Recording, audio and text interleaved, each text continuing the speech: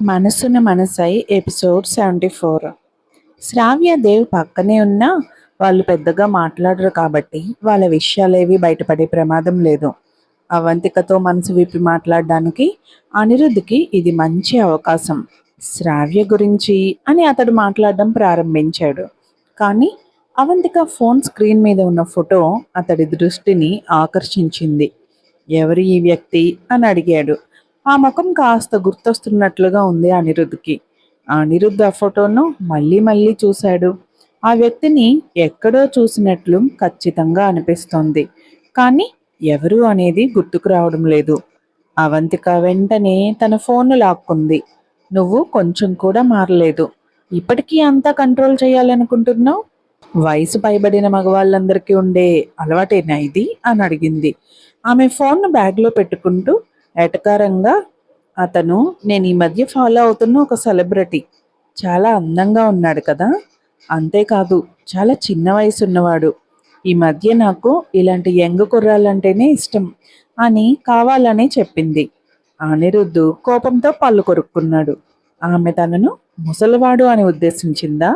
తనతో సరిగ్గా మాట్లాడదామని అనుకుంటే ఇక దానివల్ల ఎలాంటి ప్రయోజనం లేదని అర్థమైంది. ఆమెకు వయసు పైబడిన వాళ్ళంటే ఆసక్తి లేదు. కేవలం కుర్రాళ్ళే కావాలంట. అంతకుముందు నాతో ఏం చెప్పాలనుకున్నావు అని అవంతిక అడిగింది. అనిరుద్ధ్ ముఖంలో కనిపిస్తున్న కోపాన్ని చూసి ఆమె మనసులో సంతోషపడింది. ఏమీ లేదు, తిను ముందు అని అనిరుద్ధ్ కోపంగా సమాధానమిచ్చాడు. ఆ మధ్యాహ్నం భోజనం చాలా అసంతృప్తిగా ముగిసింది.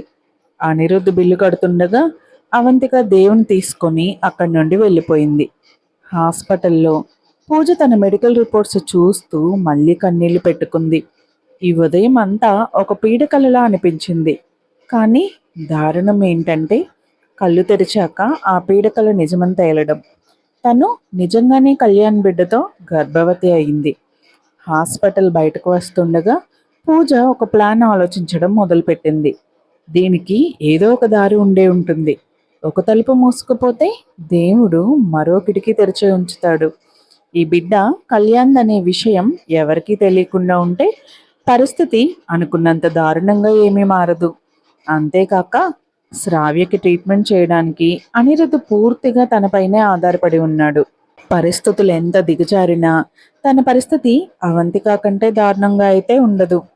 ఆ ఆలోచనతో ఆమె మనసు కాస్త ప్రశాంతపడింది. ఇంటికి వచ్చాక పూజ మంచంపై పడుకుంది. తల పగిలిపోయేలా నొప్పిగా ఉంది. కళ్ళు ఎంత గట్టిగా మూసుకున్నా నిద్ర రావడం లేదు. అరగంట తర్వాత ఆమె కళ్యాణ్కి ఫోన్ చేసింది. నేను ఎలాగైనా అనిరుద్ధ్కి దగ్గర అవ్వాలి, మా మధ్య శారీరక బంధం ఏర్పడేలా చేసుకోవాలి అని పూజ తన ప్లాన్ను కళ్యాణ్కి చెప్పింది. అప్పుడే ఈ బిడ్డ అతడిదేనని నమ్మించగలను అంది పూజ. కళ్యాణ్ అది విని దిగ్భ్రాంతి చెందాడు. కంగారు పడ్డాడు. అది అసాధ్యమేమీ కాదు. కానీ ఒకవేళ బిడ్డ పుట్టాక మా బాబాయ్ డిఎన్ఏ టెస్ట్ చేయిస్తే మన గుట్టు రట్టు కాదా అని అడిగాడు. నా దగ్గర ఒక ప్లాన్ ఉంది, నేను చెప్పినట్టు నువ్వు చేస్తే చాలు అని చెప్పింది పూజ. సరే, నేనేం మాట్లాడను, నువ్వేం చెబితే అది చేస్తాను అని కళ్యాణ్ భయంతో ఒప్పుకున్నాడు. కానీ మా బాబాయ్ని ఒప్పించి నీకు దగ్గరయ్యేలా చేయడం చాలా కష్టం. దానికి ఏం ప్లాన్ చేశావు అని అడిగాడు. నా దగ్గర ప్లాన్ ఉంటే నీకెందుకు ఫోన్ చేస్తాను? పూజ కోపంతో అరిచింది. నువ్వే త్వరగా ఏదో ఒక ప్లాన్ ఆలోచించు. ఆలోచించకపోతే ఈ బిడ్డ నీదేనని మీ బాబాయ్కి తెలిసిపోతోంది అని బెదిరించింది. సరే సరే అని కళ్యాణ్ భయపడుతూ నేను వెంటనే ఏదో ఒక ప్లాన్ ఆలోచిస్తాను అన్నాడు. ఆ రోజు రాత్రి అవంతిక ఇంట్లో దేవ్, తన్వి భోజనం చేసేసి వాళ్ళ రూమ్లో పడుకోవడానికి రెడీ అయ్యారు. దేవ్ సడన్గా, తన్వి, నాకెందుకో అమ్మకి ఆ అనిరుద్ధ్ అంటే బాగా ఇష్టం అనిపిస్తోంది అని చెప్పాడు రెస్టారెంట్లో జరిగింది గుర్తు చేసుకుంటూ. తన్వి వెంటనే, అన్నా, నాకు నాన్న అంటే చాలా ఇష్టం. మనం నాన్న తెచ్చేసుకుందామా? చక్కగా అందరం హ్యాపీగా ఉండొచ్చు. అప్పుడు అందరిలాగా మనకి నాన్న ఉంటాడు అని ఎంతో ఉత్సాహంగా చెప్పింది. వెంటనే దేవు ముఖంలో మార్పు చూసి, సారీ అన్నా, నీకు ఇష్టం లేకపోతే నువ్వేది చెప్తే అదే చేస్తాను, అలా ఉండకన్నా అని వాళ్ళన్నని బ్రతిమలాడడం మొదలుపెట్టింది. దేవ్ బాగా ఆలోచించి, అమ్మకి ఏది ఇష్టమైతే నాకు అది ఇష్టం. కానీ అమ్మ బాధపడితే మాత్రం ఒప్పుకోను. అమ్మే అనిరుద్ధికి డివోర్స్ ఇచ్చిందంటే కేవలం ఆ శ్రావ్య వల్లే అయ్యుంటుంది. ముందు మనం శ్రావ్య గురించి తెలుసుకోవాలి. నువ్వు పడుకో, తర్వాత ఆలోచిద్దాం అని చెప్పాడు. వాళ్ళ అన్నయ్య నాన్న విషయంలో కొంచెం పాజిటివ్‌గా ఉన్నాడని గ్రహించిన తన్వి త్వరలోనే నాన్న వస్తాడనే సంతోషంలో త్వరగానే పడుకుంది. తన్వి పడుకోగానే దేవ్ మురళి దగ్గరకు వెళ్ళాడు. దేవ్ రావడం చూసిన మురళి, "ఏంటి దేవ్, ఇంకా పడుకోలేదా? తన్వి రాలేదు, ఒక్కడివే వచ్చావు, ఏమైనా మాట్లాడాలా?" అని అడిగాడు. దేవ్ వెంటనే తలూపుతూ, "అంకుల్, నాకు శ్రావ్య గురించి ఇన్ఫర్మేషన్ కావాలి. నేను విజయ్ అన్న ద్వారా ట్రై చేశా, కానీ ఏం లాభం లేదు. మీరే హెల్ప్ చేయాలి" అని సీరియస్గా ఏదో ఆలోచిస్తున్నట్టు చెప్పాడు. మురళి వెంటనే, "ఇప్పుడు నీకెందుకు ఆ శ్రావ్య గురించి? నీకు తను నచ్చదుగా" అని అన్నాడు. "అమ్మ కోసం" అని దేవ్ చిన్నగా చెప్పాడు. "నాకు అమ్మ అంటే చాలా ఇష్టం, మీకు తెలుసు కదా అంకుల్. అమ్మకి ఆ అనిరుద్ధ్ అంటే ఇంకా చాలా ప్రేమ. తను ఆ శ్రావ్య వల్లే డివోర్స్ ఇచ్చుంటది. నాకు ఆ శ్రావ్య గురించి తెలిస్తే అమ్మకి నచ్చిన వ్యక్తితోనే ఉండేలా చేయొచ్చు కదా" అని దేవ్ అన్నాడు. ఆ మాటలకి మురళి ఒక్కసారిగా షాక్ అయ్యాడు. ఆరేళ్ల పిల్లాడికి ఇంత ఆలోచన అని. దేవ్ పైకి కనిపించకపోయినా తనకి నాన్న కావాలనే ఆశ ఉందని, అనిరుద్ధ్ కూడా దేవ్కి నచ్చాడు అని మురళికి అర్థమైంది. కేవలం వాళ్ళ అమ్మ కోసమే మౌనంగా ఉండి తన ఆలోచనలు బయటకు చెప్పలేకపోతున్నాడు దేవ్. మురళి వెంటనే, "ఓకే, నాకు కొంచెం టైం ఇవ్వు" అన్నాడు. అప్పుడు దేవు తన వెనుక దాచిన బాక్స్ ఒకటి బయటకు తీసి మురళికిస్తూ, "ఇది తన్వి మొన్న నాన్న ఆ ఆ అనిరుద్ధ్ ఇంట్లో నుంచి తీసుకువచ్చింది. నేను సీడీని చూశాను. అందులో ఏదో అంత్యక్రియల వీడియో ఉంది. మేము చూడలేకపోయాం అంకుల్. మీకేమైనా అర్థమవుతుందేమో చూడండి" అని చెప్పి మురళికి ఆ బాక్స్ ఇచ్చి అక్కడి నుండి వెళ్ళిపోయాడు. మురళి ఆలోచనలో పడ్డాడు. అవంతికకి అనిరుద్ధ్ అంటే ఇంకా ఇష్టం ఉందని తనకు తెలుసు. అనిరుద్ధ్‌కి పిల్లలంటే ఇష్టం లేదని, అలానే అతని జీవితంలో వేరే అమ్మాయి ఉందని, తను డివోర్స్ ఇచ్చిందని కూడా మురళికి తెలుసు. కానీ ఎవరూ పిల్లల గురించి ఆలోచించలేకపోయారు. ఎప్పుడు తన అభిప్రాయాలను సరిగ్గా చెప్పని దేవ్ కూడా ఈరోజు అనిరుద్ధ్ విషయంలో చాలా పాజిటివ్గా మాట్లాడాడు. ఈ పిల్లలకి నాన్న కోసమైనా తను ఏదో ఒకటి చేయాలని డిసైడ్ అయ్యాడు మురళి. శ్రావ్య ఎవరో తెలుసుకోవడానికి తన ప్లాన్ స్టార్ట్ చేశాడు. తర్వాత రోజు అనిరుద్ధ్‌కి ఒక కాల్ వచ్చింది. "బాస్, పూజ గారి గురించి ఒక ఇంపార్టెంట్ ఇన్ఫర్మేషన్ వచ్చింది. తను హాస్పిటల్‌లో ప్రెగ్నెన్సీ టెస్ట్‌కి వెళ్ళింది. తనిప్పుడు ప్రెగ్నెంట్" అని చెప్పాడు. ఆ మాట వినగానే అనిరుద్ధ్ ఏమీ రెస్పాండ్ అవ్వలేదు. పూజని పెళ్లి చేసుకునే ఆలోచనే తనకు లేదు కనుక ఇదంతా తనకు అనవసరం అనుకున్నాడు అనిరుద్ధ్. "మరి ప్రేరణ హాస్పిటల్ సీసీటీవీ ఫుటేజ్" అని అడిగాడు అనిరుద్ధ్. "బాస్, ఈరోజు రాత్రికి మీ దగ్గరకు వస్తుంది" అని చెప్పాడు అవతలి వ్యక్తి. "మరి అవంతిక గురించి" అడిగాడు అనిరుద్ధ్. "సార్, ఆ పనిలోనే ఉన్నాం. వీలైనంత త్వరగా ఇన్ఫర్మేషన్ కూడా చెప్తాను" అని చెప్పాడు. "బాస్, ఇంకో విషయం, అవంతిక మేడం ఇన్ఫర్మేషన్ హైడ్ చేసింది ఆ మురళినే. తను చాలా గొప్ప హ్యాకర్. ఆ sky infrastructure main technical person మురళినే" అని ముగించాడు. "సరే, ఆ మురళి అవంతికకు అసలు ఎలా తెలుసో కూడా నాకు కావాలి" అని చెప్పి ఫోన్ కట్ చేశాడు. అనిరుద్ధ్ ఫోను మళ్ళీ రింగ్ అయింది. ఈసారి పూజ కాల్ చేసింది. కాల్ లిఫ్ట్ చేయగానే, "అనిరుద్ధ్, మీకు గుడ్ న్యూస్. మన శ్రావ్యకి next treatment plan almost ready అయింది. మనం దాని గురించి డిస్కస్ చేయాలి. చాలా ఇంపార్టెంట్. దీంతో శ్రావ్యలో చాలా మార్పు చూడొచ్చు మీరు" అని చెప్పింది. అనిరుద్ధ్ ఫోన్ పెట్టేయగానే చాలా హ్యాపీగా ఫీల్ అయ్యాడు. తను ఎన్నో సంవత్సరాలుగా ఎదురుచూస్తుంది దీనికోసమే. అవంతికకు దూరం అవడానికి కూడా ఇదే కారణం.